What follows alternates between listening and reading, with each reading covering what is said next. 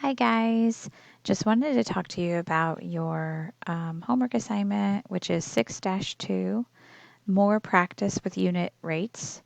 You're going to complete the following problems and use the text boxes to type your answers. So the instructions say, express each rate as a unit rate, round to the nearest tenth or nearest cent if necessary.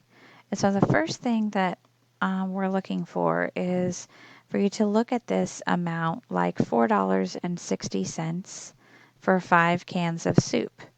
As a ratio, that would be $4.50 to every 5 cans.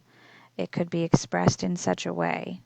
As a fractional amount, it is $4.50 over 5 cans, or $4.50 divided by 5 cans.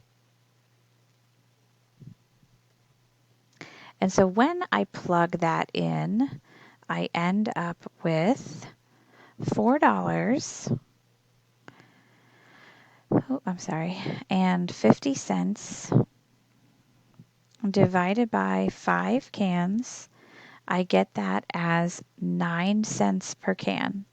So I would express this as a unit rate of 9 cents per can. And I do want to add that it is per can of soup, if I'm being thorough. When I'm looking at these other scenarios, I first want to think about, and you can do this on a scratch piece of paper, the ratio. So $51 for a box of 75 tiles.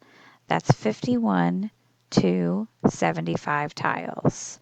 In a fractional amount, that would be $51 over 75 tiles. Once I do the calculations, it will then give me my unit rate. And so you'll need to do that for the rest of these problems. And you can use the text boxes to type in your answer. Please don't forget to write the information of the details in the problem, including if it is per cans of soup or per box of tiles. You want to write the rate and what it represents. So like on this one I wrote 9 cents per can of soup. Please don't forget that detail. And after you complete the problem, submit, and I will get back with you to give you some feedback. Thanks so much.